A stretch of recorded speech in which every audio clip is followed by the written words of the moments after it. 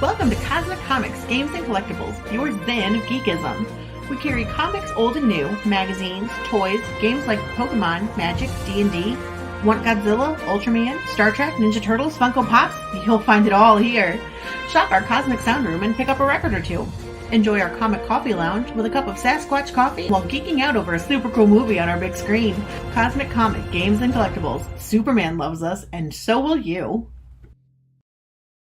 Hi everyone, Daphne Lage here. Join Nita Lanning and me on the Ragin' to the Vlogs show, where we talk about everything, nothing, and all the bits in between. Looking for hour-long conversations about indie comics, social media marketing, and crowdfunding, with the occasional rant and story time? Head on over to the Ragin' 2 channel on YouTube, Mondays through Fridays at 11 a.m. Eastern to join in the chat. Hit the button.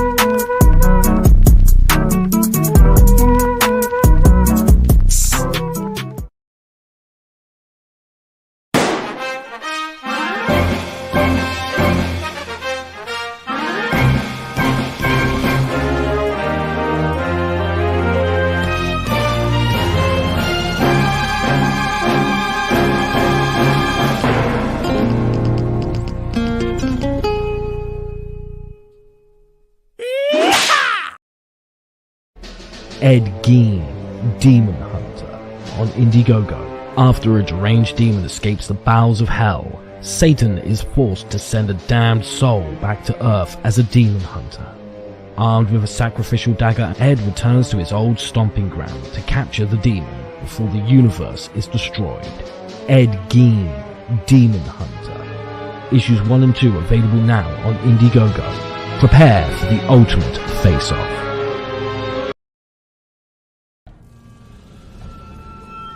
We've crossed paths more than once. I've whispered in your ear, shown you harmless little temptations.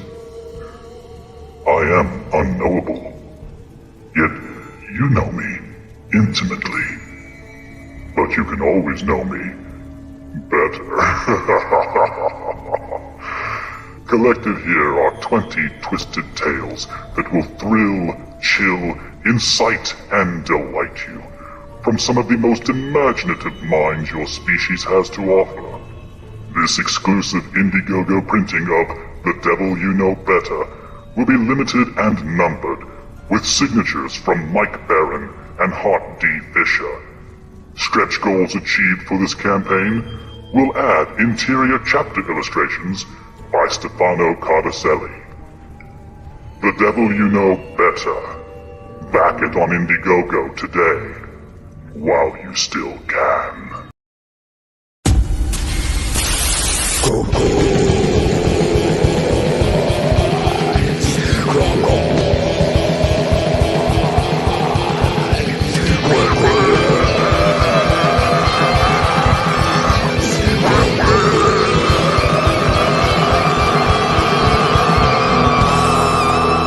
Come get some.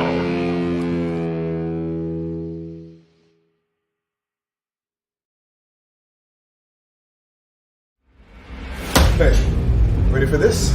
You sure we're gonna make it? You gotta give it a shot. 3, 2, 1, go! Voluntarist, the comic series. Origin 6 comic campaign now live. Join in with the #1 comic book series for liberty. It's the 10th anniversary, and we're going big with a collector's edition trade paperback.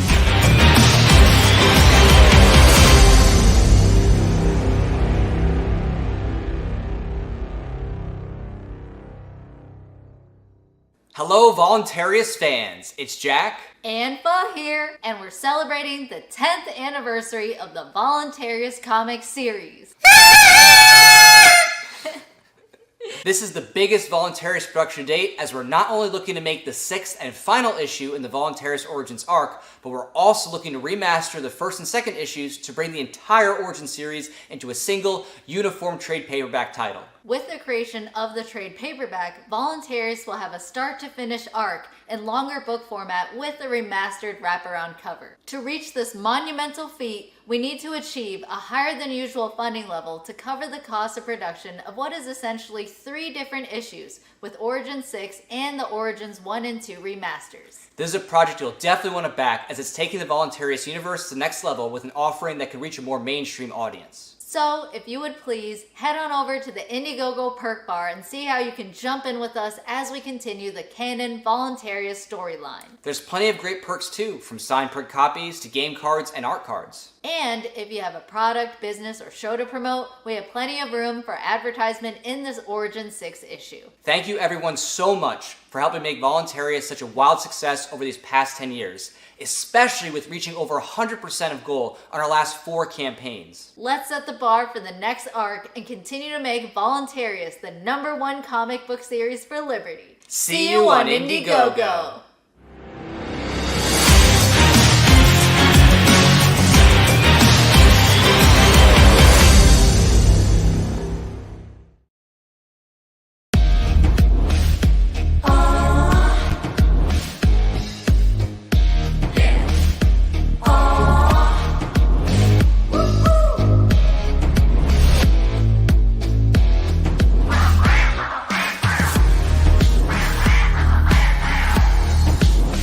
Your favorite podcast, it's Critical Blast. And good evening, everybody. I am RJ Carter, Senior Managing Editor here at CriticalBlast.com, Chief Envelope Licker for Critical Blast Logistics, myopic proofreader for Critical Blast Publishing, and I do answer the phones for Critical Blast Consulting. And you know what? I can probably just slap a lot of different things onto the end of that name. Would you like to see Critical Blast Printing? Stay tuned for that. Stay tuned for that one. We'll get there. It's coming, folks. Tonight, you know what I hear on Twitter a lot? You know what I've heard on Twitter for the last 2016, 17, 18, 19, 20, 22, 6 years? It's like, I don't like politics in my comics. Well, guess what? You're out of luck tonight, because we're going to put some politics in comics. But stick around. It's not what you think, because there's a difference. There's a difference between a political comic and a comic with politics. And to help explain that difference tonight, we have from the Voluntarist, Jack and Fa. Hey guys, how you doing? Hey, how's it going, RJ? We're so happy to be here. Hello, everybody. Yeah. Nice to see you all. Not really. See them? I gotta get a better computer because I just see in the chat. Well, we do have an active chat. We got Liberty Prime out here. Hey, what's up, Liberty Prime. Pops Van Zant, the leader of CromCon, he's out here with a hey yo, and Robert Roberts with a hail Lord Xenu and hail Princess Xena, our only true saviors. I've never seen Xena, but I saw Xena enough that she can save me from just about anything. I mean, that sounds like a little bit of Scientology drop there with the Xeno. just a tiny drop there. George Gatz is here with a nice, and Heroinberg, who is our wrench. Glad to have you here, Heroinberg, writing herd on the cats in the chat. So I'm looking at this, and the first thing I'm like is, that's a really weird word to me. Like, isn't that a volunteer? Don't we just have that word already? Right, volunteer. Yeah. Yeah, a little different. So what is a voluntarist? So voluntarist, the word in terms of like what its root meaning is it's someone who values maximizing consent and minimizing the initiation of force. In other words, it's kind of this idea that you should respect others and their bodies and their property and things like that through respecting consent, because everybody at bare minimum wants their consent respected, right? If you don't want your body touched, you say, hey, I don't want to be touched without, permission. If you want to be touched, of course, you're like, hey, bring it on, touch me up. But it's this idea of trying to have peaceable human interactions with everybody under that kind of idea. Yeah, and I'll also add it's focused on this idea of like, first you own yourself, right? And so this idea of respecting everyone's desires for what they want done to their own body, and their own stuff, their own property. And then just advocating for that to be applied to all human interactions. And, you can see pretty clearly there, it says Voluntarist, humanity's last stand against government. So specifically, it's about this idea that we live in a world today in human society where most people understand that rape is wrong, theft is wrong, murder is wrong. We don't live, luckily, in this sort of Stone Age where people are still figuring that out, where rape used to be okay, where there used to be slavery all around the world. So the fact that has now been pretty much widely accepted throughout the world as being wrong, the last vestige, as what we're saying, is to notice that when it comes to government, this monopoly on violence, this group of people that have a monopoly on force, that they also should not have different ethical standards than everyone else. Like, they should not be allowed to initiate murder, right, through war, waging wars. They should not be able to initiate taxation, which is theft, technically, if you're not allowed to opt out without threat of imprisonment or death. So that's ultimately what we're trying to say, is like trying to universalize that to all human interactions. So that's almost like the government of the people is actually a government made of people, and they have to follow people rules. Like, I can't go up and inject something into some person's body. If I tried to do that, first HR is called and then the police. Yeah, like I wouldn't do that to you, RJ. You'd be mad. If the government wants to inject something in your body, then they can say, well, if we don't, you just can't go shopping here, and you can't go to work here, and you can't have people at your house here. So yeah, I kind of get the parallels there. Yeah, it makes perfect kind of sense to me. But Gosh, yes, we have questions already in the chat. Yeah, I don't. Very important question. Okay. Is it Libertarian flannel? Oh, Liberty Prime. He just already understands. So she's wearing a piece from her latest cosplay that's in support of the series. There's this character called Libertarian, and so we just recently did that shoot, and so she decided to wear the piece of cosplay from the shoot. It's comfortable, From the Northwest, I know it gets cold. Yeah. Well, actually, we do have a very serious question in the chat, and this is coming from. Are you still in Italy, Mr. Infinity Comics, Alejandro? I never get this though. How do you advance a society without charging people taxes? Because the Romans did it.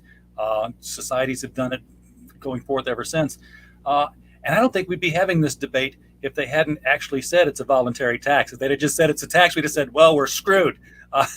Gone with it, but they actually wrote that into the into law, that it was a voluntary income tax. Right. So it's a big question people often ask. It's like, how do you have these types of things, with roads or it's always the roads, right, or other stuff like that, right? Where it's like, okay, but how do we fund these things? And I think what people often miss is that the fact that someone's even asking about that already kind of shows that it's something people want, right? So when people want something, they typically fund it. Just like, usually don't have to like force someone, through putting a gun at their head, like, oh, you need a t-shirt, right? Like everybody knows, okay, yeah, I need a t-shirt because I don't want to get sweat or touch or gross stuff, right? It's something that they need, and they, willingly pay for it. And the government doesn't sit there and say we have to have X many t-shirts, for each person, and we have to have these colors and this, that. People are free to make t-shirts and all kinds of cool stuff, even, comic book superhero t-shirts, stuff like that.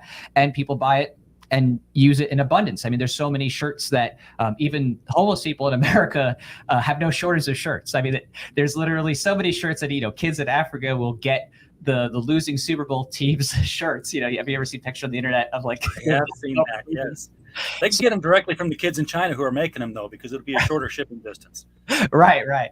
So it's one of those funny things that at first seems kind of daunting, like, oh, how would that happen? But I often like to point to some real world things to help get people thinking about the possibilities. And one of those things I often point to is just looking at state lotteries right now. Right now, many state governments already use lotteries and raffles for funding to the tunes of billions of dollars. And no one's forced to play. People, play because, they just want to have a little fun or whatever they want to, give someone a gift for Christmas or, a goodie bag stuff or something like that. People play it, and it's, it's like a fun diversion thing, but it's actually a way to also fund things. And so I say right now, governments, literally state governments around the United States, use that to fund all different types of things. And I say, what if that becomes the way of thinking about how those things are funded through voluntary means, ways that people choose it, and just be able to support by using their discretion about what it is that they would actually like to fund. And I think that that's kind of that initial thought process there that I like to kind of push people down and start to get them to think about how we can move away from force in funding things and move toward a more voluntary way of having things done. And I think that the evidence at this point of what happens when you have force funding everything has kind of manifested itself, in terms of the negative outcomes. You have, $30 trillion in debt. You have perpetual wars. You have people being thrown into prisons over a plant. And despite many states making that legal, people are still being arrested and put into prison over having a plant.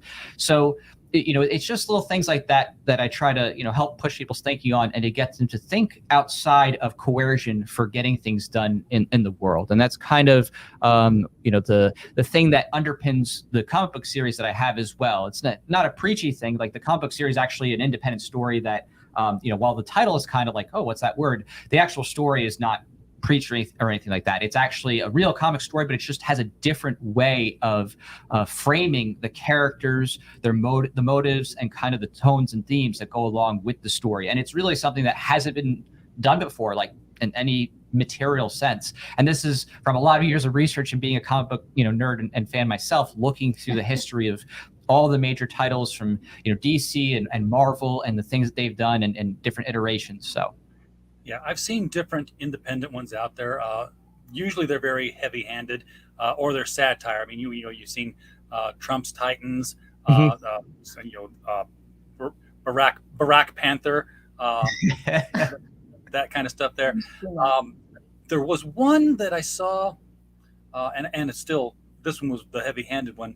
I just can't remember what year it was. It was at least 15 years ago or so, called Liberality. Liberality for all, and it basically made super mercenaries out of G. Gordon Liddy and Sean Hannity, and it was a world where Al Gore had won the presidency instead of George Bush. So they were all underground radio announcers, pirate radio stations, and the future had advanced to the point where Chelsea was the president. Chelsea Clinton was the president. And wow. There was terror going on. And it was like, okay, funny, but only for so long. Right. it runs its course real quick. Right. How do you avoid that? Well, for me, I don't have any of those problems with my series, because the series, as I write it, is something that is rooted in a real character story. So while I have my certain values and stuff that I bring to the table, those values just present the novelty of it. So the story is a superhero genre story with a main character who, through a chance encounter with cosmic radiation, has some strange things happen to him. And in the process of finding out what those strange things are, he gets contacted by a Black Ops CIA defector who helps him along and informs him of some plans that the government has in trying to bring about a type of new world order. And in that process of the dialogue and understanding the parameters of what's going on, you get a sense of some of the characters' development and their ideas. But it's definitely not something like you see typically today with the Netflix, Amazon, SJW and kind of stuff, where they just want to, race swap, gender swap, and just, rehash the same old hackneyed stories, and, basically just make it all about the latest, SJW tropes. So the latest thing. Right. And propaganda. Exactly. And I was, on that track of thought way before even many of the people who did the big exodus with Comicsgate, because I saw the writing on the wall. I saw what was being done in all the mass media. And, even just, looking now, I actually have some comic covers and other past things that had been done at and around that time when I was producing this. I could just show you just one simple example here. Screen, take over. Yeah. So we're getting more serious questions in the chat Yeah. about the philosophy of all this than we are about the comic book. Exciting. Let's Hey, take a that's look at good. this. It starts the dialogue. Right. So this is just one simple example of how politics gets integrated into the mainstream comic book series. And this of course is a big promotion of Barack Obama, but That's really mainstream. That's like very mainstream, of official course. Marvel variant edition right here. Right. So the Wow. the changes and stuff like that over time, and it's not really actually something that's new, and that's something I like to talk about with people, is that these types of integrations have been going on for a long time, in terms of the mainstream publishers bringing in political things for what is their bent. And the stuff with the presidency, I mean, that goes back to even Superman and Kennedy. Right. There's many different presidents who have had features within comics and little, tidbits and stuff like that. Here with Superman saying, "I realize that, sir, I knew I wasn't risking my secret identity with you. After all, if I can't trust the president of the United States, who can I trust?" Right. That messed me all up in comics, because Superman's meeting Kennedy. I'm like, wait, Superboy met Kennedy. How is this happening? They can't both do this. Right, So it's like Man wasn't in office that long. It got cut short.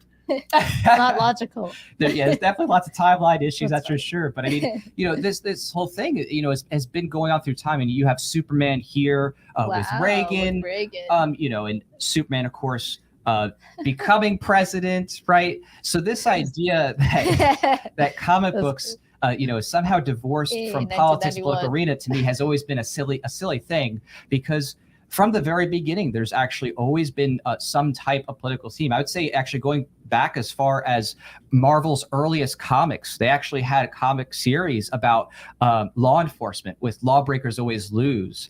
And that idea was, of course, promoting police and law and order through the state, and things like that. And I'm sure, you're very familiar with this history, but Superman was used for war propaganda, in the world wars, especially World War II. All comics were. They were telling you to buy the war bonds and the war stamps all the time. I think when people are saying, "I don't want politics in my comics," first of all, it's a very short-sighted sentence, because they're not they're not expressing what they're meaning when they say that. They're just saying it in the most expedient way. If you take politics out of comics, you're going to have very, very bland stories, because politics and sex and religion are what drive conflict. That's what comics are, is conflict. I think well said. I like. what they're really saying is, I'm tired of new writers coming in, taking old characters and turning them into megaphones for my politics, Right. which you should follow, because this is why they're right. And it's stealing the characters away from the readers that have always been a certain way, a consistent fashion, and then all of a sudden you've got Batman going over a riot and saying, "Yeah, I'm not here to protect TVs from being stolen. I've got bigger fish to fry." Yes. I saw Eric July. We saw that. Yeah, Eric July, right? He had posted about that. Even those tropes too, I would say, have been more done. capitalist, which is weird. Like, Batman's traditionally capitalist anyway. In a sense, yes, because just by the nature of his, inheritance and business. But of course, you have that series with Anarchy, the ANARKY, right, and Batman. I remember him.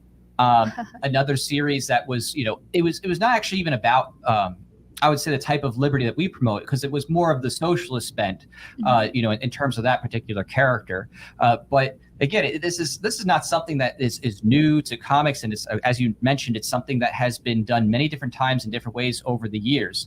It's just, I agree completely that this whole idea of taking these beloved characters and then just trying to repackage them with the latest thing to try to, sell whatever new little additions they can do, or whoever new writers and their ideas, to me, has been frustrating, and I completely agree with that. And so that's why I think that the indie comic scene has been such a blessing and so wonderful to have so many different types of people be able to come out with their own new characters and do different things.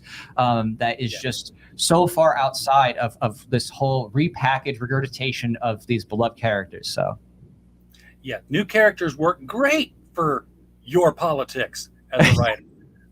Do that. I mean, when they wanted to talk about the advantages of anarchy, and then they created a new character to do that, and they balanced it with Batman saying, "Nope, these are the disadvantages of it. By the way, you're a villain." Right. Yeah. It's fascinating. It really is. And it's something that's like a personal interest of mine. That's one of my niche is like looking at the history of comic books and, different ways that issues throughout the years have been covered. I think one interesting one that ties into kind of what we talk about, but again, it's not celebrating what we do. It's actually not really favorable to what we do, is the series about Agent Liberty, which was actually a big series about what was happening in the 90s with some of the militia group stuff. So, DC took a kind of a stance on that and being like anti, the people who were doing the militia group stuff in the early 90s with Agent Liberty.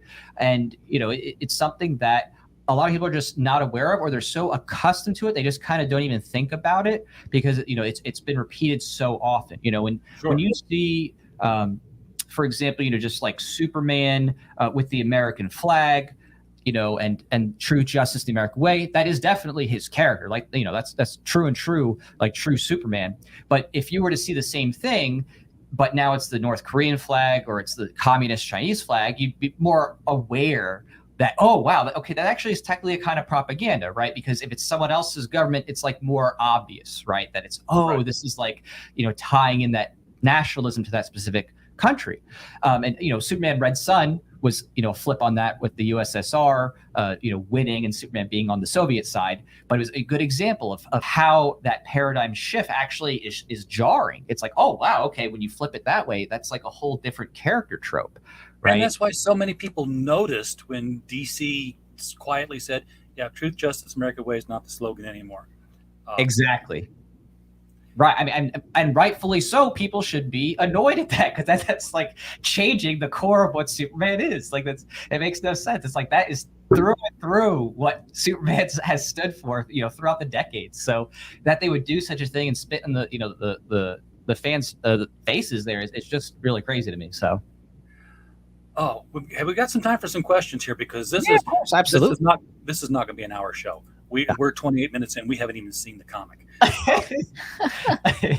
Dominic Powell would like to know what makes a voluntarist distinct from a liberal or a libertarian. Sure. So, did you want to take this, or I can take it? It's up to you. You can take it. Okay. So, when it comes to voluntarism, it's kind of a unique focus on the nature of self-ownership. That is, that you should have the highest claim to your body. That you as an individual, that's not subject to the mob rule. It's not subject to the collective rule. That you are the person who should be the arbiter over what happens with that. And it takes that really to a very to the mainstream, I guess you could say, radical level. So it's a very staunch anti-collectivist ideology and belief set.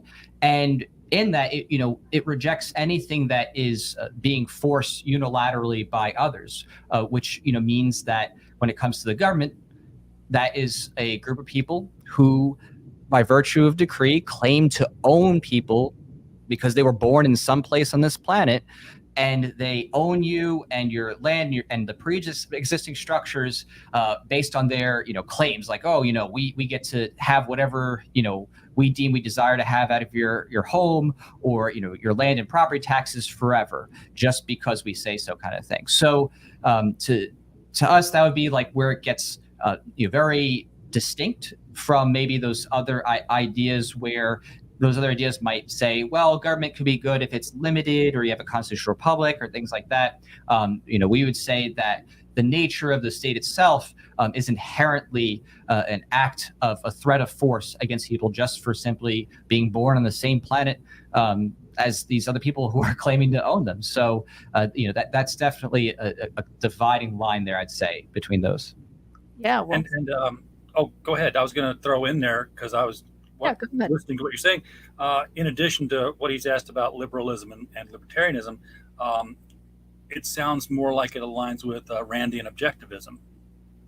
Right. So objectivism, is Ayn Rand's philosophy, and she had a very rationalist, secularist philosophy that was basically this idea that everybody is self-interested and selfish, and not in a bad way. It means that when you act, you do so because you want some satisfaction out of it. It doesn't have to be material. It doesn't mean you're getting money or this, that. It could just be that you care. And it could be as simple as, a mom jumping out in front of a car to save her baby because she cares about her child, doesn't want it to be hit. Even if she gets hurt, her self-interest is her psychological care that she knows that her kid is well. I would say that unlike Ayn Rand, she was a minarchist, so she didn't absolutely reject the state as a construct. So we are different a bit there, but there is some shared overlap in some ways of thinking about things for sure. I would say that some of the people who would hold the ideas of the things that we would espouse would be people like Murray Rothbard, Lysander Spooner, and people in that genre. Yeah. Would you say that they're all kind of similar though? So I see liberalism as having started under this idea of classical liberalism and trying to, if government exists, focuses on securing rights. And it's like the first kind of idea or attempt to articulate what individual rights are. And then libertarianism came because liberalism got co-opted by the modern communist movement in America and this movement. Yes. So those are your collectivist authoritarians that are trying to gain power over the state and, guilt you and say, oh, you're now responsible for others, etc. When, it's about individual ownership and responsibility. So then voluntarism is like this next yet evolution of, again, trying to be like, okay, something's not working. There's still human conflict in the world. There's still violence. And okay, the answer must be that in order to end this cycle of violence, we need to stop having institutions that initiate violence by default, whether it's taxation, conscription, whatever. So this idea of really defining what self-ownership is, what the limits of that is, like how much you own your body, and what it means to have property and to own property, and what you should be free to do with that, property from there. So yeah. Right, Robert Roberts is asking from Canada, do the voluntarists have an opinion of the international social credit parties, including the social credit government in Alberta? And boy, I hope you know what he's talking about because I'm in Arkansas and I'm far removed from that. I have no idea. I'm not sure what the social credit party is personally. I know of the social credit system, like the things doing in China, and obviously that would be something we're very much against because it's the government trying to track and control people, through the forced mandate of having to have app on your phone, and they literally rate you based on how compliant you are with the government, and they'll shut off your bank accounts. They'll deny you being able to use any type of transportation. They'll limit where you can go based on how compliant you are with the government and potentially how close an association you are with people who are supposedly non-compliant. So I don't know if that's tied into that. Is that what the party is? But I will definitely speak to that too. Just feel free to clarify. Yeah, feel free to clarify. If you're talking about this system. Dominic Powell actually talking about the comic book. Hey. Who are your major influences as a writer, and do you keep a consistent editor in your works, or is it a revolving door? In the past, politics or mature themes were handled with nuance and tact. Yes, they were. He goes on to say that Denny O'Neil and Chuck Dixon had a very strong bond within and outside of comics, in spite of coming from different sides of the aisle. They were the RGB and Anthony Scalia of geek culture. Yeah, I can see that. I liked Denny O'Neil's work that he did on Green Lantern and Green Arrow. I thought that, I could tell what was the overriding theme, but I still think he kept balance with that story, because he had the whole hey, look, Green Lantern, you're a cop. You don't help black people. What have you done to help black people? And a very liberal story. And then like a few issues down the road, hey, Green Arrow, your kid's on drugs because you're not being strict enough. So they went back and forth. But your editorial, Sure. and your influences. Yeah, your influences yeah. as So a writer. in terms of the series itself, I'm the writer producer. So I write the stories and produce the comic, orchestrate things. I do a little bit of graphic design, but mostly I'm working with other talented artists who I love on the pencils, inks, colors. Although I should admit, I did also start doing lettering. So after years of having lettering done outside, and it ended up just not really being worth my time to do with somebody else, because I just felt like I wanted to make adjustments here and there too much. And I was like, you know what? I can do lettering good enough. I'm not saying I'm not the best letterer in the world or anything by any measure, but good enough to be passable for indie comic publication. Of course, I want to keep getting better, and there might be a point where maybe I do hire somebody else. But for now, I picked back up on doing the lettering myself. After just, realizing that it just wasn't worth it. And then when it comes to my inspirations, or emulation, I would say some of my favorite comics, leading up to wanting to do this would be Invincible with Kirkman. And this, of course, was before the Amazon series. I had, read the cartoon, right? Right. I had read Invincible when I was, much younger, and, had gotten to see it. I was like, oh, okay, this is super cool. He was doing something fresh in terms of the style of art and, the graphics and kind of the topics. I thought it was fantastic. Gore. He is one too, actually, funnily enough, who has more of a, you could say, mainstream leftist bent in his writing. And, someone might not actually pick that up right away if they didn't follow along carefully with the dialogue and the characters, stuff like that. The Amazon series took it to the next level. I mean, he had some stuff going on, but the Amazon was like, all right, we're going to turn that up to 11. The stuff that he did do, in terms of, his side characters and dating and stuff like that. But I mean, the artwork they had in that series, the dialogue, it was fantastic. So it was impactful for me. And of course, Alan Moore, Watchmen, absolutely fantastic writer. He actually is an anarchist, but he, I guess you could say, is more like an ANCOM or ANSOC. So not what we are, but nonetheless, fantastic writer.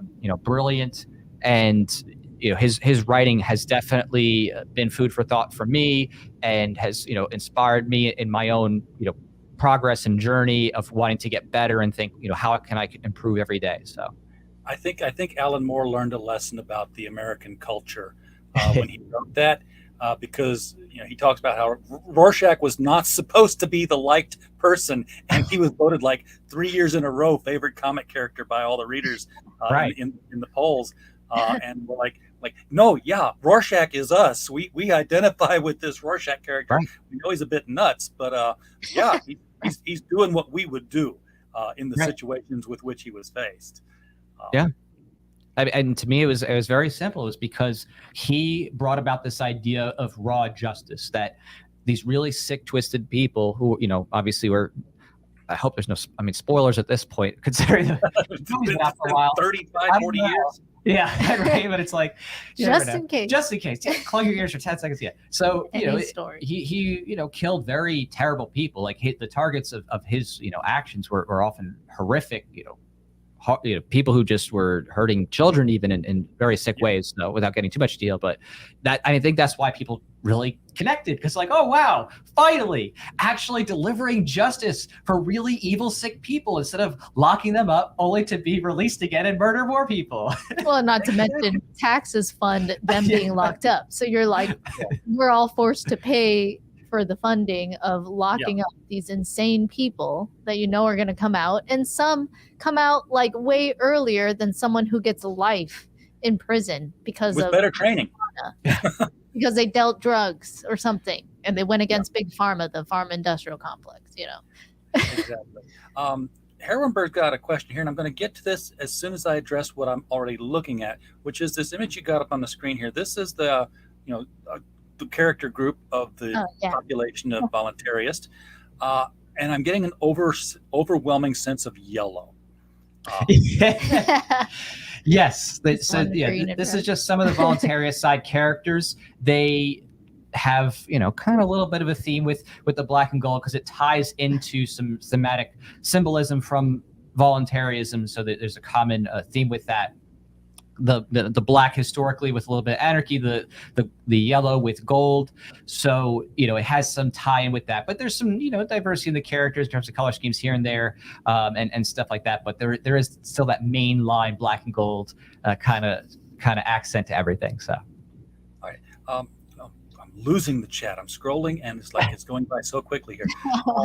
Anyway, but he's asking if voluntarism, I don't know which way it's supposed to be. See, you made up a new word on me. I like how you looked over your shoulder, like we're there.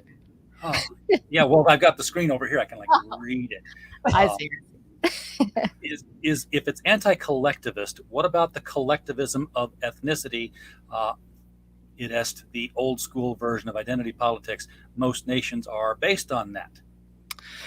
So, I mean, I would address that on two different things, which is that collectivism, firstly, is this idea of political rule, where it's you know, rule by group goals or group initiatives, which really is typically just a small group of people, an oligarchy, trying to get everybody else to follow along with what they're doing, claiming that, oh yeah, most people want this, but really, you know, it's just those in power kind of thing. Right. But it's, you know, it's subjugating individual will to a, you know, some type of collective goal. So it's a political rule. It's forced. It's not collaboration, which sometimes people get that confused. Right? Collaboration is you're choosing to work with someone. Like, I collaborate with the artists. I'm like, hey, you know, can I pay you to do this page? Yes, great, okay. You know, I'm not saying you must work for me, or I'm going to, you know, put you into a prison, or, you know, lock you up or something like that. So a little bit different. So just want to make sure that, you know, being anti-collectivist here is talking about that type of thing. And then collectivism, ethnicity, I don't know how that would make sense to me, because ethnicity is, you know, just where you're from genetically. You know, you might have some features, skin color, whatever. But that's not itself collectivism. It's just describing people in a certain area. The idea of people being ruled based on that is kind of a funny thing to me, because I would say historically that's just a product of whoever was able to rise to power in that relative region at the time. Obviously, as people were able to actually travel and move beyond where it was they were living, the world got a whole lot more exciting and changed up and stuff like that over time. And of course, with different types of wars and different government regions being formed over time, different types of ethnicities would mix, and language and culture and customs. So I would say most of the time when you're talking about the siloing of a certain race, like if I think the Japanese, you know, they were actually intentionally siloed by the shogunate, and this is, I think, the late 1600s. It was on the heels of not wanting to be proselytized by Catholic missionaries. So they said, okay, we're tired of the Christians coming in and like trying to evangelize people and, you know, change things there. So they shut off immigration. And then, of course, you know, Japan, that's why they have a very, I guess you could say, monolithic look to the people and culture there, is because, you know, for hundreds of years, they were largely shut off from any type of mixing in that way. And even today, they still have relatively strict controls on immigration. But, you know, anywhere else. Well, and that means controls on those individuals who aren't in power. And that and that's always remembering like the actual reality of what we say when we call for a government policy. You know, at the end of the day, there are human beings enforcing that action, and there are human beings having something enforced upon them.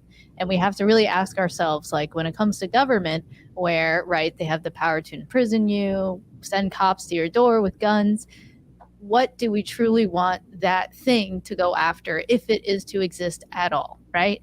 And it's something we've all inherited. We're all born, and we learned about our particular government, whether you're in China or what, and you learn about the processes and the laws and the regulations and the power structure. But, you know, I think that's something that we can really analyze and say, hey, you know, how do we actually get to the point where every single individual in the world is actually respected in their sovereignty over their own bodies, and being the true, you know, individualist. You brought up Ayn Rand before, that someone like Rand would advocate for. You know, she was staunchly against this idea of overriding an individual's rights. She believed in this idea that everyone is born with natural rights, that it's not dictated by other human beings that live before you, that we all, if there's something called morality, if there's something called right and wrong, that it doesn't change because of someone else in power. So what we're really about is trying to clearly define what those ethical rights are that we should all have as individuals, and advocate against anything that violates those rights that we've defined. Which So one of the I'm sorry, one of the arguments that keeps coming up, yeah, and it's I should say one of the straw men that keeps attacking out of the soldiers marching against this is the idea of the fire department. Whereas, there are fire departments, and there was a story just recently where, they could go to the city limits, and if you lived right beyond the city limits, you could have them be servicing you if you paid an annual fee or a monthly fee. And the guy didn't pay the fee, and his house burned down, and they watched it go. Does voluntarism come with consequences of choosing to opt out of these kinds of things, or does the ethics of it say that no, even if you opted out, you should still get benefits of something that you opted out of? Right. So I like that example you brought up, because those firefighters you're talking about that don't pay and no spray was actually government firefighters. So you actually brought up an example of government not coming through because you had to pay, which it was really funny, because even now, right, if you have firefighters come and there's something like they come to a fire alarm and they come too many times, they'll charge you a fee if you have too many false alarms and stuff like that. So this type of stuff exists with government. But actually, I would say if we look at the empirical reality of what we have now in terms of helping people and what type of opportunities there are, it's in a free market when people are actually able to voluntarily support others and find ways to have solutions to problems. and keep all their money. And of course you have more money that way from being taken. They fund things incredibly so that even the poorest or those in need are able to be helped. And I think that if you look at things like GoFundMe, Give, Send, Go, Kiva, and many other types of things like this, where people are able to get support for all different types of things and all different types of emergencies, you can readily see how people are able to use voluntary charity. In fact, there's hundreds of billions of dollars of charity that happens in the United States, even outside of the tax breaks that are done through 501c3s. So when it comes to these types of things, people already are interested and are willing to help out those in need. And then the incentives for things like what happens if someone doesn't have a certain insurance, or what's the gap insurance thing. These things are questions of economics, and we could definitely get into that. But the incentives there, typically for what you would expect to see, is that a business might still want to, for good measure, in other words, for a show of good faith, go and put out a fire someone because they don't want it to spread to somewhere else, and then rely on support from voluntary charity to help those who couldn't pay. In the same way that doctors may take indigent clients who can't pay, and this was actually very normalized in the early 20th century before government got knee deep into healthcare, with all the growth of the regulations and the amount of support staff you need to file for everything. People who were able to more readily do charity without the red tape, because there wasn't all this expense that had to go to the government in the first place to do it. So there was no Florida man getting arrested for feeding the homeless, like a old 80-year-old Florida man. Right, the 90-year-old Florida man who was arrested for feeding the homeless in the park. Right. So this whole thing that what happens with these kind of issues where someone might not have paid and they might need an emergency thing. I think that the evidence is abundantly clear that when people are free to choose their risks, and businesses are free to be able to get support or get gap insurance things for people, for indigent people and things like that, it's abundantly clear, if you look at the historical record of charity, that this is something that is simply just not a problem. And I would say that the main problem is the government getting in the way of being able to support those in need or support those in emergency situations. And this has been evidenced time and again. If anybody wants to Google this, government destroying homes in LA, tiny houses and stuff like that. When people are trying to build houses for the homeless and trying to help them out, the government gets in the way of doing that, or the government, destroying a stairs that someone needed to help get down an access ramp. Like some guy just I'll build it, and he was able to build it for $500-$600, and the government was saying, no, we need $60,000, right? So time and again, you can look up many examples of people who are out there trying to help, trying to fix things, trying to make the world a better place, and the government shutting it down directly because they weren't the ones who solved the problem, or just trying to arrest people or stop people from being able to help. And I think that spirit is much more enabled when people are in a place of abundance, right? It's much easier to help those in need when you have access to give. But when you're constantly suffering because the government keeps on inflating the currency by printing more money, going to perpetual war, spending trillions of dollars over in the Middle East. Gender studies in Pakistan. Right. And yeah, constantly arms to Ukraine, like right. billions. Giving $40 billion to Ukraine. You're right. Well, trying to disarm you, and they're giving them guns, right? The lockdowns of the past 3 years that they're like, just ignore that. Business as usual. Oh, check out the Super Bowl. That's coming soon again. Yeah. Oh, look at our job growth. We've never grown, this much of a percentage in all of history. I'm like, right. Yeah, after you we're not back yet. Right. Yeah, but after you lock down, the difference may be very drastic once you open again. Yeah. So from 0 to that's what we just try to get people to see is to look at the reality of what is actually going on. What is the right? government These are the real doing? consequences today. Of having this system of coercion. At the end of the day, where you say like, okay, you put these people in power and they suddenly have more rights than you. They can put you in prison. They can put executive orders. They can go against. They're supposed to be your mouth, and they're right. They're supposed to following. Yeah. Erwinberg's already trying to get you guys on a better show than mine.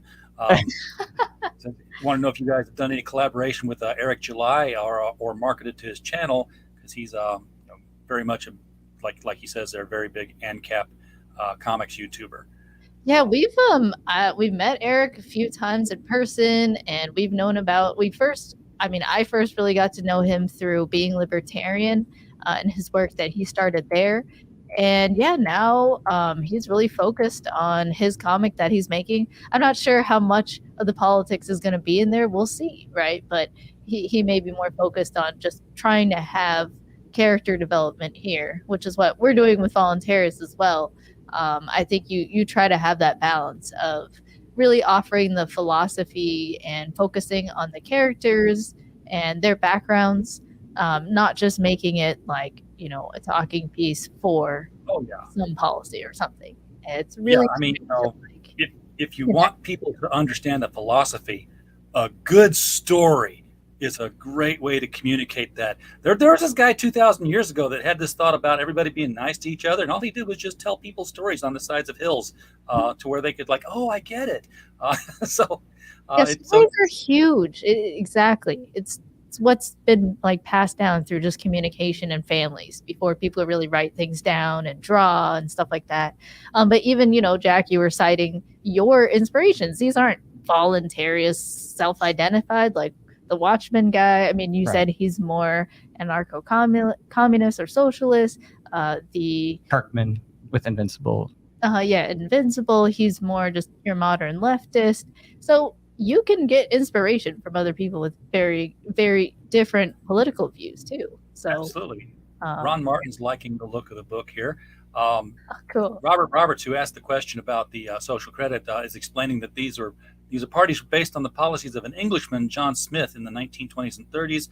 Included radical monetary policies in service of freedom, such as state governments handing out dollars or bonds that had to have a fee paid to own them more than a month. It was proposed to stimulate demand in the 30s to create demand to reopen factories and farms by increasing the velocity of money. They're loaning you money, so you have to pay for some money. That seems like a Ponzi scheme to me. There. Yeah, I'd have that's to. That's interesting. Oh, so that's different than what we were saying earlier about the social credit system in China and the more mass surveillance Orwellian system there. Right. But that's interesting. That's more of a government centralized monetary policy. So kind of reminds me of UBI, right? Greg Levitt in the chat has comments, challenges. Says free markets do not exist. Insurance and charities are also scams, and charities are money laundering and PR for the rich. I think there's a difference between charities and charity. If you're talking about charities, that's you've got an organizational structure, and it makes me want to quote Johnny Dangerously. Organized charity. Don't kid yourself; it's not that organized. Right. So yeah, so each of the things he said, That's just like each of those things were just their assertions. So that, in other words, he made a claim. There's no actual reason or evidence with each of those, but That's true. I'll still address each of them for him because these are Yeah, things burden of proof we know a lot fallacy about, here, so it's all good. anyway. So free markets, yes, free markets in terms of what governments are doing, are not currently existing because the government is intervening in the market. So we don't have a pure free market. The free market's on a dial. So it's a dial between total control, where everything that you do is dictated, through central planning, versus a total freedom, where you don't have any central planning whatsoever in terms of your transactions. So all right, you're just free to trade with whoever you right. want. So the idea is as you get to more freedom in consent and trading, that is the thing that we're looking to turn the dial toward, is that people should be free to trade and to do as they wish, as long as they don't physically initiate force that is, infringe on the bodies and properties of others. And, as long as they're respecting each other's consent, then everything should be otherwise, good between consenting adults. And we can actually see those dials today. So that's a good point of just like, by saying free markets don't exist, that's not really, I don't really know what your argument is to begin with, besides just making that statement. But, I would just agree with you that, today there's a lot of governments, but you can see that specific dial. You can see the difference with North Korea's economy and the very, illegal markets that have spun up, right? Because the government there doesn't allow people to trade freely. People are like scared to even like watch movies from other countries because they're afraid they can be put in prison. And comparing that to places like Hong Kong, where at least economically, property rights, starting a business, it was easier. Less taxes, easier to trade with people in other countries, easier to travel.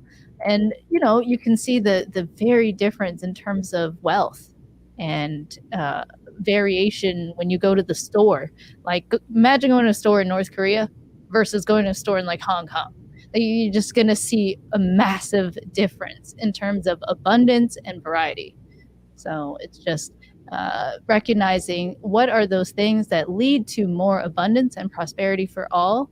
And it really has been throughout history shown that the more people's individual bodies and property rights were respected, more like in places where there was that culture of mutual respect, as there is in America, I would say, in more Western countries, is this idea of individualism, right? And that you as an individual are important. Human rights. It's something that when that spreads, you see even more like creation and prosperity arise, because people now no longer choose coercion and destruction as a means to change the world. Now they're like, okay, let me debate you. Let me like create art. Let me create some comics to try to change your mind. And let me make some music. Let me try to connect with you and talk to you as a human being, instead of like freaking you out and be like, I'm going to kill you and your family. That's what the government does, right? And then like put you in a state of defensiveness, and now you're not creating, and now you're just like, like instead of traumatizing each other all the time, we're just like, hey, we're alive. Let's connect and let's figure it out.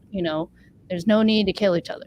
and that's all we're saying when it comes to government. And, there's crazy people in power that, like, for the Great Reset people, Klaus Schwab, all these people, World Economic Forum, people in China, the CCP, like, these people want to control you, your lives, your property, all your stuff, your wealth, because they think you're dumb or whatever they think, and they think they should own everything and control how the world is created. So, we're just against that. Somebody else taking away your ability to determine your own life, that for our knowledge is scarce. We may just have this one, so. Yeah. Greg, I use the word challenge because in the line of work that I come from, the CEOs and the managers encourage the staff to challenge the things they've said. I don't mean it like, you've thrown down a gauntlet. Let's go outside.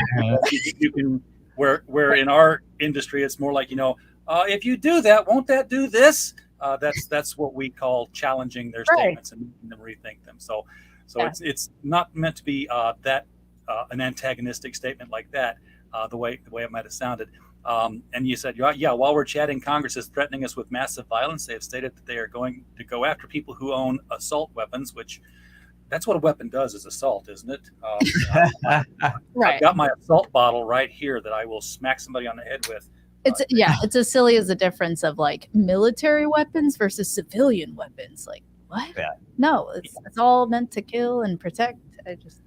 Yeah, I mean it's obviously pretty ridiculous how these people are trying to ban whatever arbitrary thing they're doing now. Like I think they're trying to ban a magazine capacity just recently. Like if you have 15 rounds and more, despite most of the recent mass shooters only using like 10 rounder mags and stuff like that.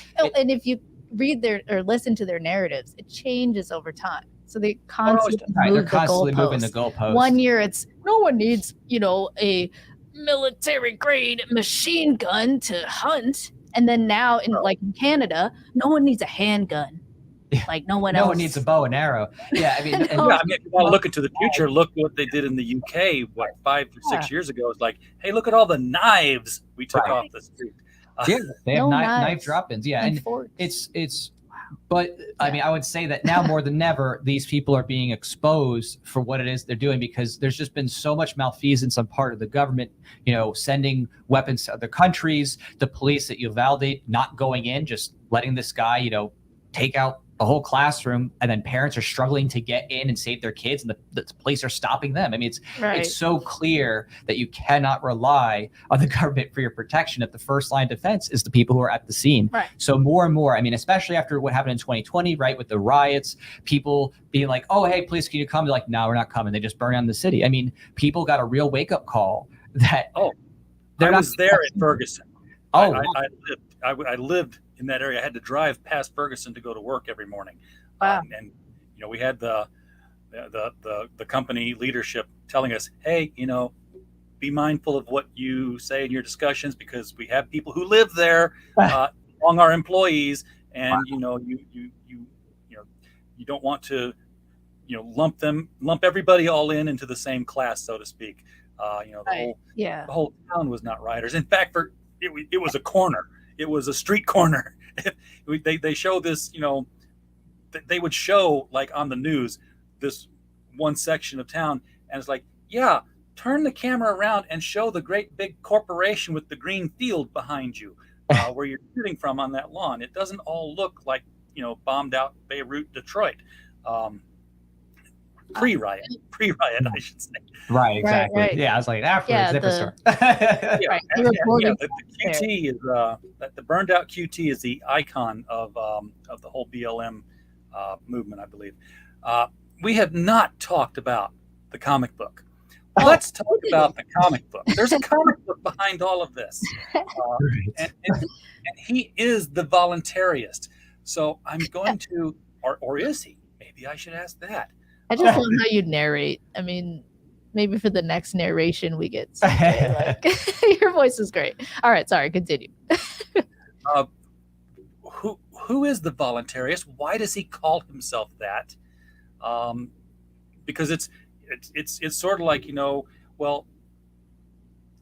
Steve Ditko and Harrenberg pointed this out further up in the chat. It's just everything was scrolling for a while there. Pointed out that Steve Ditko had Mr. A, and then the Question, who had a certain philosophy in their approaches, but they didn't call themselves, I am the Objectivist. Right. So Superman doesn't call himself, the liberal.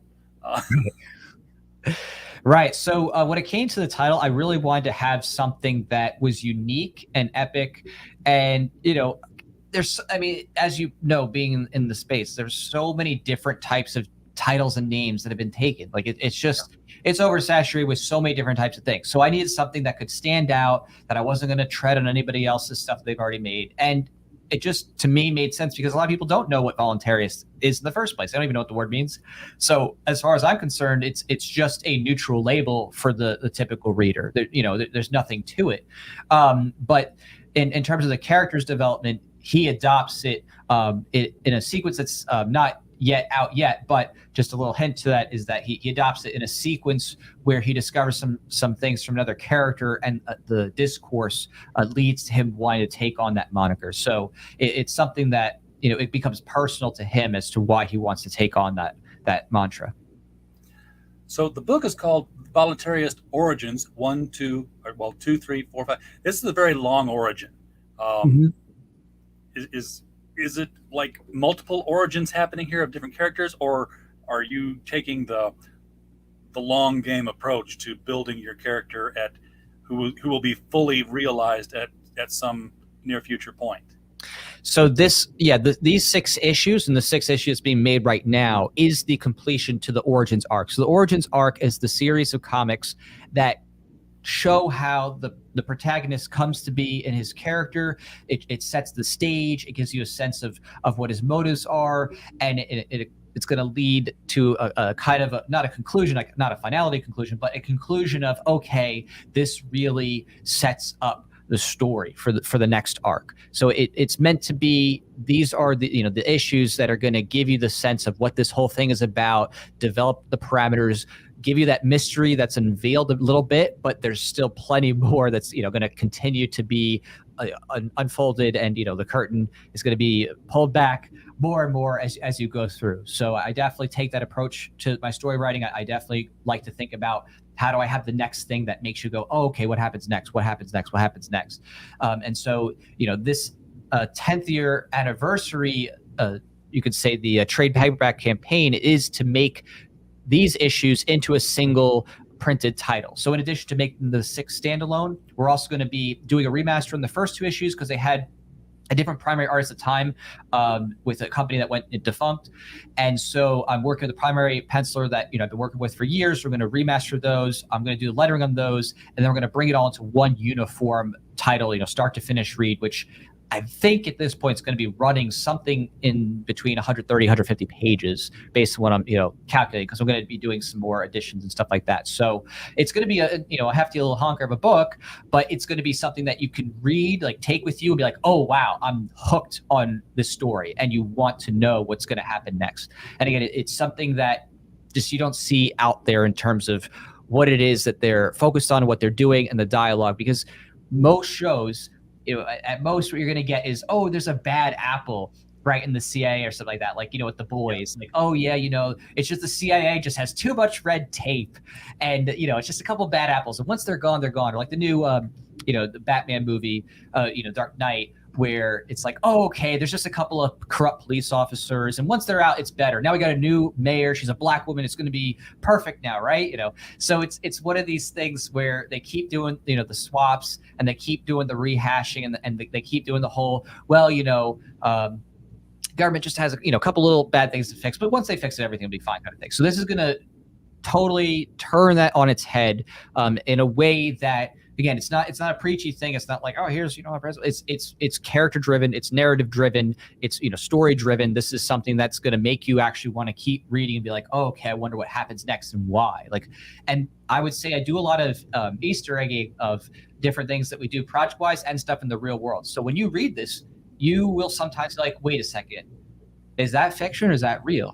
Because I put stuff in there that has parallels and things that you're going to sit there and be like, oh, okay, hold on, let me Google that. You know what I mean? So it's something that is meant to be entertaining and informative, something that gives you a sense of pause and makes you want to look into some of the things that are mentioned. Okay, yeah, the new mayor in the Batman, Bella Real, which literally is, hey, look, the beautiful reality that is being laid out before us here.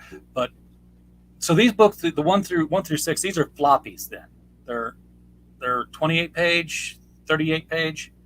Yeah, so these comic issues are just standard 24 page comics. I can even let me see here. I'll show up close. Yeah, the big screen. Yeah.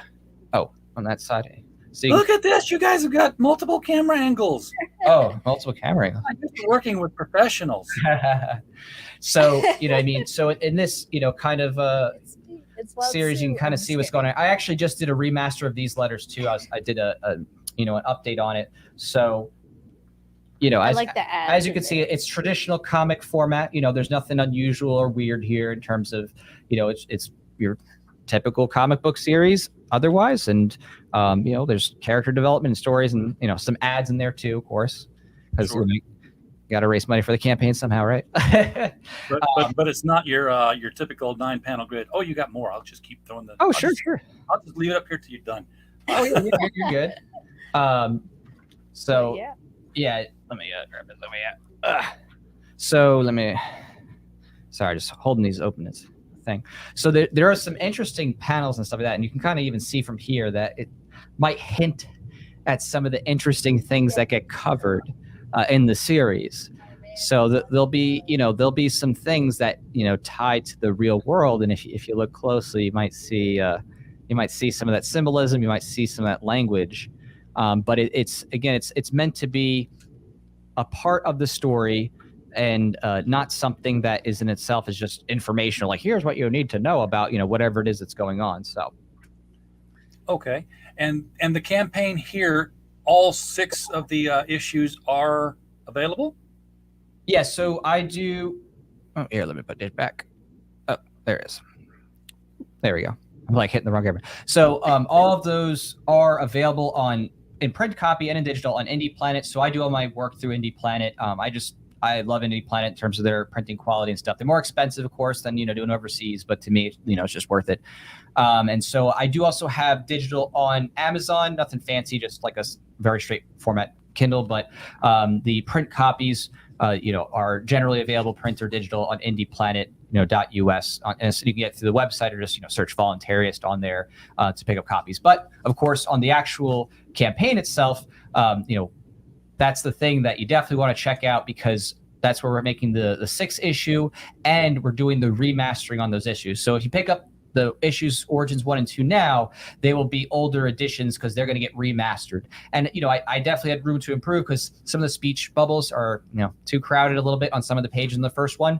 Again, that's some growing pains with the company I was working with, but they're being remastered, so it's readable. It's not like you can't read it. It's just just want to make it a little bit better, a little bit more traditional in that way. And we're going to, as you can see, we're already 100% funded. We already broke through our first stretch goal, so there's already bonus goodies going back to backers on that stretch goal, and there was a bonus sticker too for hitting goal, and we're throttling toward hitting that second stretch goal, so there'll be more bonuses coming in that way too. So it's going to be a really amazing outcome, and it's something you can credibly and trustingly back, because we have the work product, we have the history. I've been doing this now for 10 years. This is my 12th Indigo campaign for the comic series, and we have everything already set up 100%, so we're ready to go on doing those remasters in the issue 6. So it's gonna be pretty cool. It's funny how fulfilling a couple of comic books leads to success with your next campaign. Yeah. So I'm looking here. Okay, we're at the bottom there. So I just want to look at the tiers and see what all is available here. Sure. So you can get print. This is the print copy for number 6. And with this, you'll still get a digital copy, a small and large Voluntarist sticker. Is that the cover reproduction, or do you have is it the die cut of the logo? So every year I do different stickers for the comic series. So this year I'll probably have something different as well. It depends on what I end up deciding to make or use. I have a lot at my disposal. So sometimes it's been the symbols, sometimes it's been Futureverse stuff, sometimes it's been chibi characters, sometimes it's been like a bust, but it'll be those types of things. So stuff from the comic series, like different either characters or the symbol and stuff like that. All right. Just typing some notes down here just for fun with the chat. Yeah. Cool. And then there's an early digital release. If you just want the digital, Robert's looking at you this time, man, because I know this is your jam. Robert works for humanity in the northern edges of Canada. He has no place to put white boxes as he's laying pipeline. Oh, wow.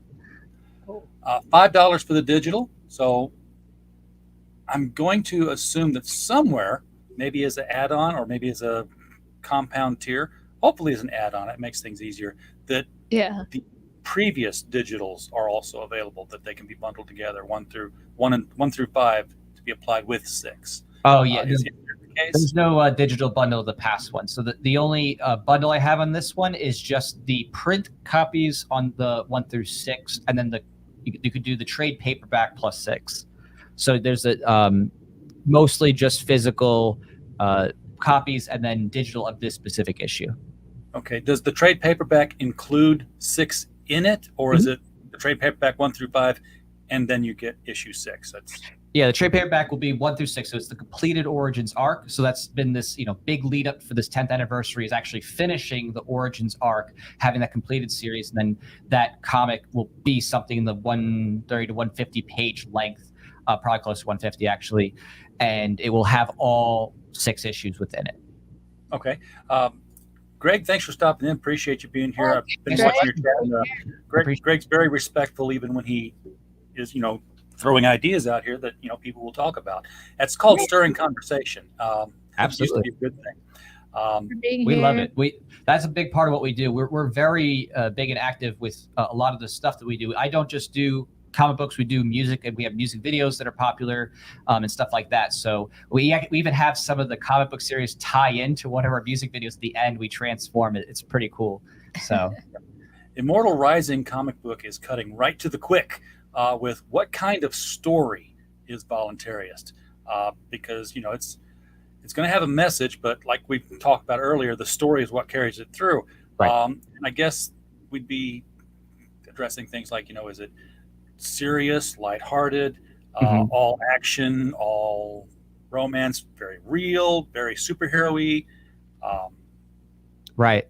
So it's definitely more in the genre of something like, I would say, if you want to compare it, something more like Invincible, but less on the romance, more on the action, more on the dialogue and character development in terms of the ideas and what's going on. So it's definitely has serious elements, but the main character is very jokey and playful and stuff like that too. So there's definitely some humor, but the actual mainline story, has like a serious bent of trying to stop the government before they enslave humanity once and for all. But it's something that is, pretty typical in that type of genre, but not being the I would say the old school or kiddie like 60s Batman superhero. We're not talking like hokey that kind of way superhero, stop villain, like that kind of thing.